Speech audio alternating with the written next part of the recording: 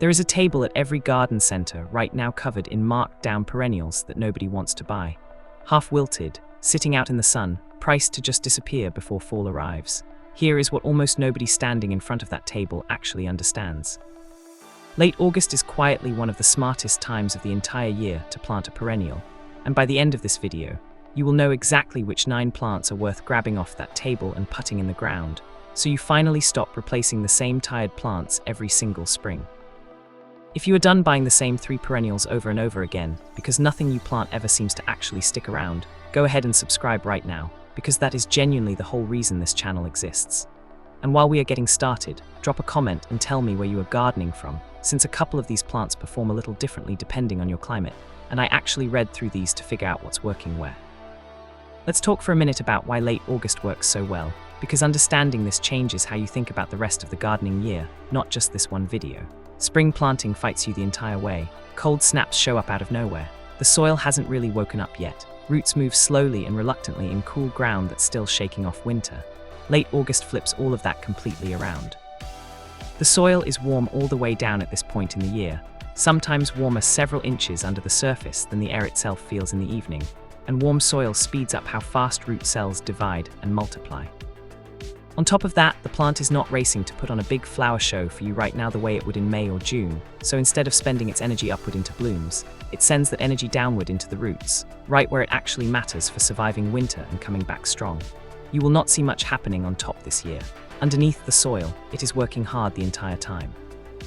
Here is the planting method that actually makes all of this work, and once you know it, it genuinely takes about 10 minutes per plant.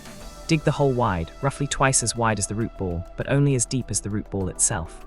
A lot of people dig it the opposite way, deep and narrow like a bucket, and that actually works against the plant, since the roots need loosened soil to spread sideways, not a tight shaft to sink straight down into. Once the plant is sitting in the hole, mix the backfill soil with water right there in the hole until it turns into a thick, muddy slurry. It is messy, and it is supposed to be, because that mud closes up every single air pocket around the roots, so there is no dry gap left between the roots and the actual soil surrounding them.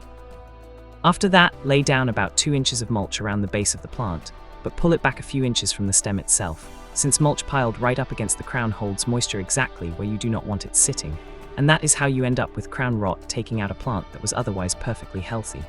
Water deeply every day or every other day for the first 2 to 3 weeks after planting, then start easing off gradually. By the time the first frost shows up, the roots should be settled in deep enough to coast through winter on nothing but rainfall alone. One more thing worth mentioning before we get into the actual list. This entire method only works if you match each plant to the spot you truly have in your yard, not the spot you wish you had. If your soil is heavy clay, do not force a plant that wants lane, dry conditions into a wet, shady corner just because you like the way it looks in photos. Every single plant on this list has a type of spot where it genuinely wants to live and thrive with almost no effort from you. Find that spot first, match the plant to it honestly, and the plant ends up doing most of the rest of the work by itself for years to come.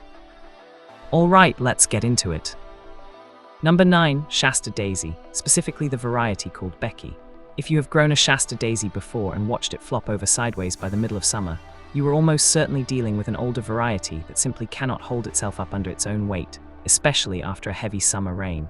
Becky was bred specifically to fix that exact problem.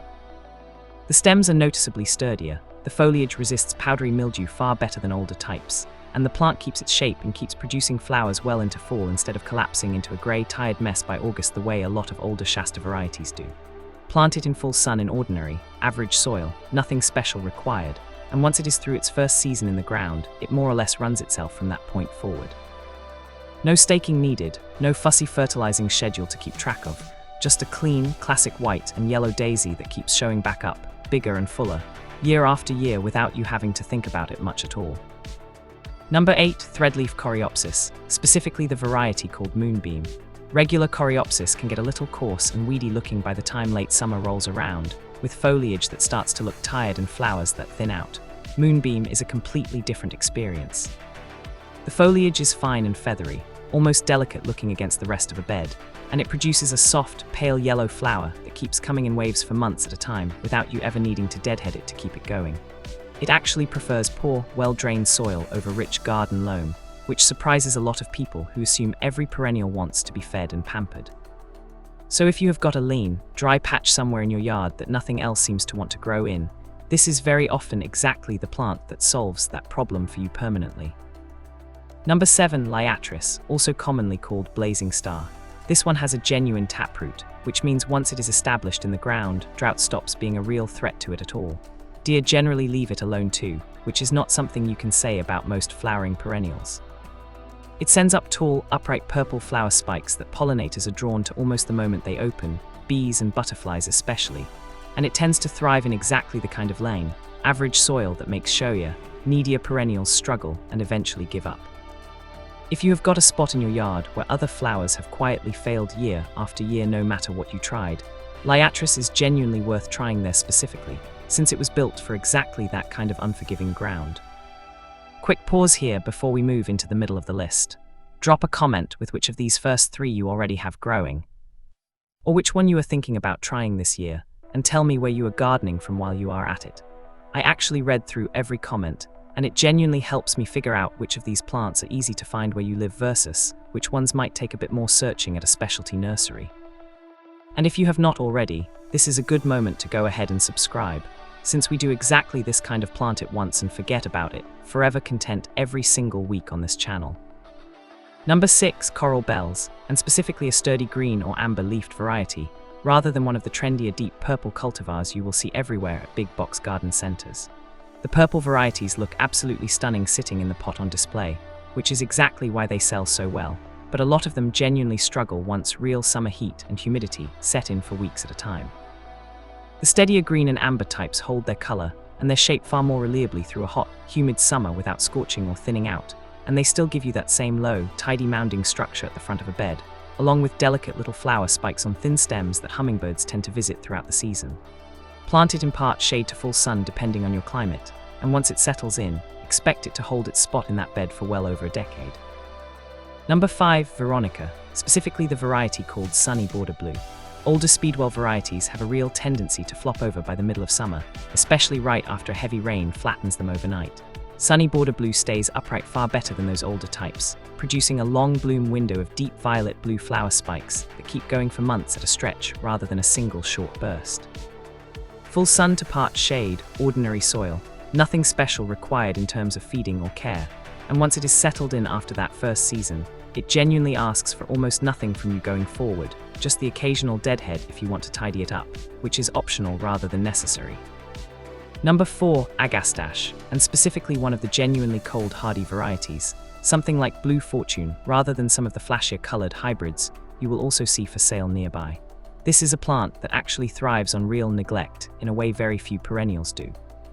It handles heat and drought without complaint once its root system is established, and pollinators are drawn to it in a way that is almost hard to overstate. Bees, butterflies, and hummingbirds all show up for it completely on their own, no encouragement needed. One quick word of caution here though, and it matters. Not every Agastache variety sold at garden centers is reliably hardy through a genuinely cold winter. Some of the more colorful, newer hybrids are noticeably less cold tolerant than the older, plainer varieties. So it is worth double checking that the specific variety you are buying is actually rated for your winter zone before you commit a whole section of your bed to it.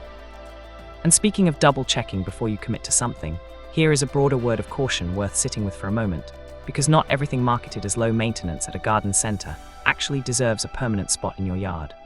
Some plants that look completely harmless and appealing sitting on a nursery display table turn out to be aggressive spreaders that become genuinely difficult to remove once they have had even a single season to establish themselves. A few common ones are also toxic enough to be a real concern if you have got young kids or curious pets spending time in the yard. The lesson underneath all of this is simple and worth remembering well beyond this one video. Before you plant something just because it looked good sitting in the pot, it is worth a quick search to see how that specific plant actually performs over several years in gardens like yours, not just how it photographs in its very first season. The first 6 plants on this list will fill out your beds beautifully for years to come, no question. The last 3 are a genuinely different category entirely. These are the ones that tend to outlast the person who planted them in the first place. Number 3. Bearded Iris. Properly sited in the right spot, a bearded iris clump can go on blooming in the exact same patch of ground for decades without much fuss at all. It does eventually appreciate being divided every several years once the clump gets crowded and blooming starts to slow down. But that is a rare, occasional task you might do once or twice a decade, not an ongoing yearly chore. And dividing it is honestly one of the easiest ways to end up with free plants for the rest of your yard, or to share with a neighbor. Plant it in full sun, with the rhizome sitting right at or just barely below the soil surface, never buried deep, since planting it too deep is by far the most common reason a bearded iris fails to bloom, even while looking perfectly healthy otherwise. Number 2, Gaillardia, also known as blanket flower. This is about as drought-tolerant as a flowering perennial gets, genuinely thriving in conditions that would leave most other plants wilting by early afternoon.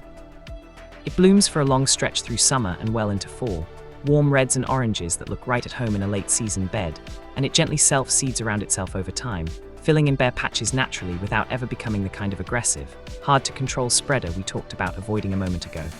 Full sun, lean soil, minimal water once established, and it more or less takes care of itself completely from that point forward. Number 1, and this is the one to plant first if you only have time for one thing off this entire list, a modern, mildew-resistant hardy Aster. This is genuinely the perfect plant for the exact moment you are in right now watching this video, since Aster is heading straight into its own peak blooming season right as you are putting it into the ground this late August. While most of the rest of your yard is starting to wind down heading into fall, a bed of hardy Aster is just getting started, covered in blooms clear into October, sometimes holding on right up until the first real frost finally shuts it down for the winter. So here they are, all 9, one more time before we wrap up. Shasta Daisy Becky, Threadleaf Coreopsis Moonbeam, Liatris, Coral Bells, Veronica Sunny Border Blue, Agastache, Bearded Iris, Gaillardia and hardy Aster. Some plants fill a gap in your yard for a season or two and then quietly disappear without much notice. These 9 are not that kind of plant. Planted properly this late August, with a little consistent water and attention for just the first 2 to 3 weeks, they become a permanent part of your yard for years, in some cases for decades. Long after you have honestly stopped thinking about them at all. If you would rather plant something once and actually mean it, hit subscribe, because that is genuinely the whole point of this channel. And before you go, let me know in the comments which of these 9 you are planting this August, and where you are gardening from. I read every single one.